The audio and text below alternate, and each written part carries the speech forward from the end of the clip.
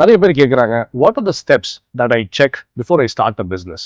6 simple steps சொல்றேன், note பண்ணிக்கோ. Step 1, உங்களுடைய மந்த்லி கோல், உங்களுடைய ஆனுவல் கோல் அண்ட் உங்களுடைய லாங் டேர்ம் வெல்த் கிரியேஷன் கோல். ஒரு வருஷத்துல நான் இத்தனை கோடி சம்பாதிக்கணும் ஆசைப்படுறேன், செல்ஃபிஷ் ரீசனா கூட இருக்கலாம். பட் எதுக்காக நீங்க ஒரு பிசினஸ் ஸ்டார்ட் பண்ணணும்னு நினைக்கிறீங்களோ அந்த 3 காரணங்களை மறக்காம எழுதி வச்சுக்கோ. ஸ்டெப் 2ல நீங்க ஸ்டார்ட் பண்ண போற பிசினஸுக்கு ஒரு proper capex and apex budget plan பண்ணுங்க. நிறைய பேர் கேபெக்ஸ் ஆபெக்ஸ் ரெண்டுக்கும் சேர்த்து ஒரே பட்ஜெட் போடுவாங்க. அப்படி போடாதீங்க, தனித்தனியா போட்டுக்கோங்க. நீங்க ஆசைப்படுறது வேறையா இருக்கும், கேபெக்ஸ் ஆபெக்ஸ் போட்டதுக்கு அப்புறம் ரியாலிட்டி வேறையா இருக்கும். So this is a very important step. Step 3, இப்போ நீங்க இந்த பட்ஜெட் போட்டுட்டீங்கல்ல, மார்க்கெட் அண்டர்ஸ்டாண்டிங், மார்க்கெட் ரிசர்ச் எல்லாம் பண்ணிருப்பீங்க. சோ அதை பேஸ் பண்ணி எவ்வளவு வரும் அப்படின்னு உங்களுக்கு ஒரு ப்ரொஜெக்ஷன் வச்சிருப்பீங்க. மந்த்லி ரிட்டர்ன்ஸ் இந்த பிசினஸ் கொடுக்குமா, இயர்லி ரிட்டர்ன்ஸ் கொடுக்குமா, லாங் டேர்ம் கோலை மீட் பண்றதுக்கு கொடுக்குமா, இது 3யும் செக் பண்ணுங்க. உங்களோட கோல்ஸும் இதுவும் வேற வேறையா இருக்கு அப்படின்னா இந்த பிசினஸ் ஸ்டார்ட் பண்ணாதீங்க. இதுவும் நீங்க டிராவல் பண்ண வேண்டிய வெஹிக்கிள் கிடையாது. ஸ்டெப் 4, ஒரு 12 மாசம் கழிச்சு இந்த பிசினஸ் எவ்வளவு தூரம் வந்திருக்கு அப்படிங்கறத பொறுத்து திரும்பவும் உங்க கோல்ஸோட இது அலைன் ஆகுதா அப்படின்னு செக் பண்ணுங்க.